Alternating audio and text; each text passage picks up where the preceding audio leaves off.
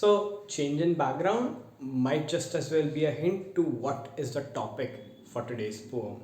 But what exactly? Well, that's what we have got in this week of the Poetry Challenge.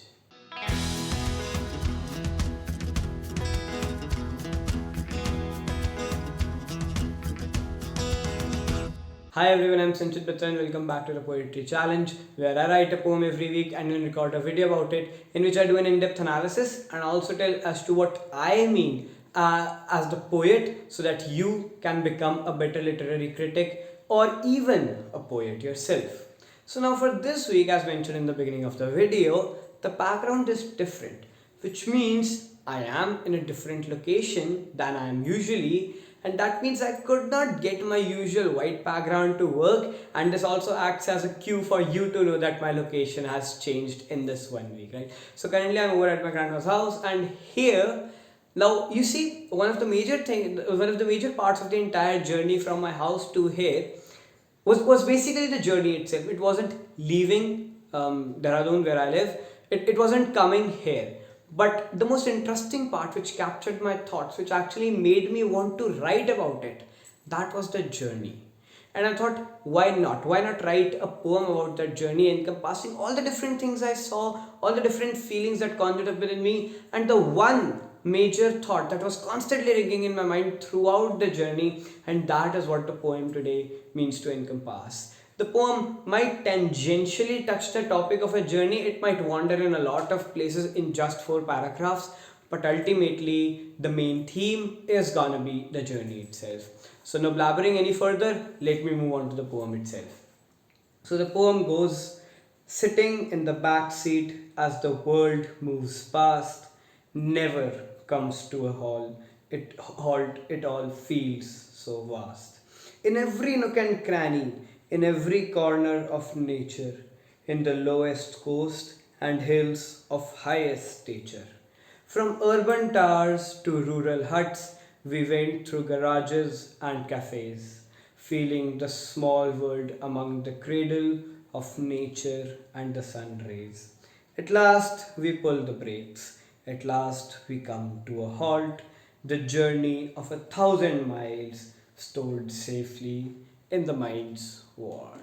So at the end there, it became kind of an exaggeration, kind of a hyperbole in the sense that it wasn't technically 1,000 miles, but then again, the poem is meant to put that impact, is meant to send that impact into the reader's mind, and I'm allowed to use hyperbole for that if I want. Anyways, so you see, this poem means to encompass different aspects of the journey, but on a second thought, even humanity itself. Even the way humanity has diversified itself into a lot of different sectors, such that how far our reach has been and how exactly we have become the most dominant species. And I don't think I don't think I'm basically explaining the how, but rather the how should I frame it? But rather the how do you see that humanity has its reaches in every nook and cranny?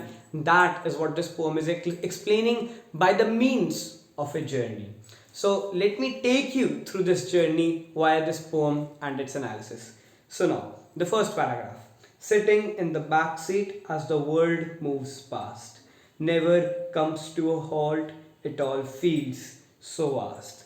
So basically, I'm imagining myself sitting in the back seat of the car, I'm looking out of the window, and one of the major things that caught my eye was how fast humanity has progressed, such that this car is currently moving at unimaginable speeds. Speeds that are basically unthinkable for the human mind 100 years ago. But today they have just become normal. I am basically acknowledging the fact that that achievement of humanity has been normalized to an extent that we don't even care how fast the world seems to be moving past. Right? So, sitting in the back seat as the world moves past, never comes to a halt, it all feels so vast. And now, since I'm in the back seat, I'm also conjuring this thought in the reader's mind that you see, I am traveling, I've got nothing to do, I'm just looking out of the glass, which means a lot of a lot deeper thoughts than I usually think of are also coming in, which means get ready for a poem, because I'm sitting in a car, I have nothing to do, and all I can think of are some thoughts that go deep into what I'm currently seeing.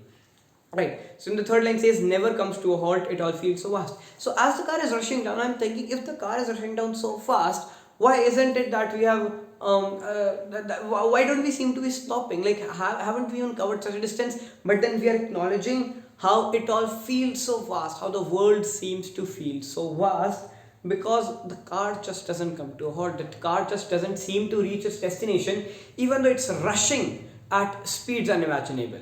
Now moving on to the next paragraph. In every nook and cranny, in every corner of nature, in the lowest coast and hills of highest stature. So basically what we're talking about here is that in every nook and cranny, you see, one of the major parts in my journey went through hills. You had to go around and around the hills and then come out the other part. That was basically one of like the stretches of road that we have to go through to cover the journey.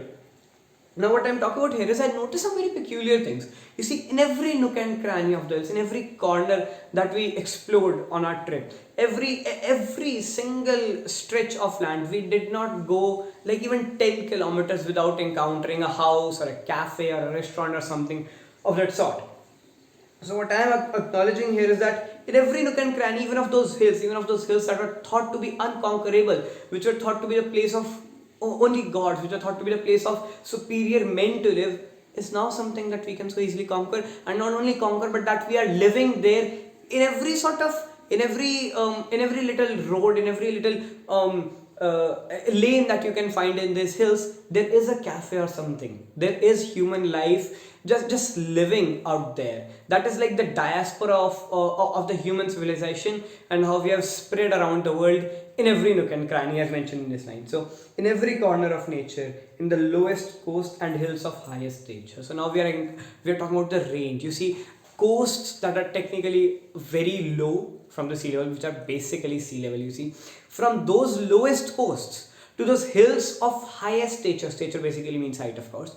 So those high hills and the low coasts, humanity is everywhere. Every place is teeming with human life in it. Moving on to the next paragraph. From urban towers to rural huts, we went through garages and cafes, feeling the small world among the cradle of nature and the sun rays. So now another very important thing comes into play here, which is that you see there are urban towers. We are talking about not only the range in what humanity has done to the already existing earth, but how differently humanity has done, how diversely humanity has done depending on who did it and where they did it. So basically I saw tall towers and just next to them there were short huts.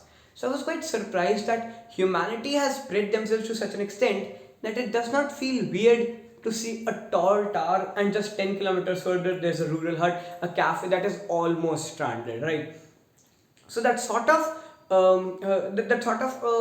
I need to use the word diversity once again because that is the only thing that describes humanity as a whole. We went through garages. There were garages in places you didn't expect them, like in a hill somewhere, like stranded place altogether, and there seems to be a garage there, and there seem to be cafes there. So every place where you don't expect, where you expect the least for human life to be there, it is there, and that is what I learned through this journey because being in this challenge during this year, every single thing that I see, every single thing that I observe, that I smell, that I perceive using my senses, it happens to touch the deeper parts of my brain. Like usually what happened is I usually see the things, I usually observe the things, and they just go by as my normal life. But since I'm currently part of this challenge, how this impacts is that things are impacting me deeply. I'm observing them. I'm not just seeing them, I'm observing them. And that is how I believe this challenge has helped me as well. So you see, feeling the small world among the cradles of nature and the sunrise. Now, why do I talk about the small world? If there is human life teeming everywhere, why do I talk about a small world? Well, that is because once again the car is still rushing and we are not able to reach our destination, and it seems to me that if the world is so vast that a car is not able to reach the destination, then no matter how far and wide humanity goes, our world is still gonna be a small one, right? And that is what I'm trying to explain. And no matter how far humanity goes, compared to the vast size of the universe, this world is going to remain small. Of nature and the sun rays. So like nature which has built this world, we have in that cradle of nature, in the embrace of nature and the sun rays everywhere, because sun rays and nature is everywhere, right? So in their embrace we have built our world, we have spread our human life, but it was only possible due to the support of mother nature and of the sun rays, which are basically like acting as symbolic for the source of energy, right? Yeah. So next paragraph. At last we pull the brakes, at last we come to a halt. The journey of 1,000 miles stored safely in the miles halt.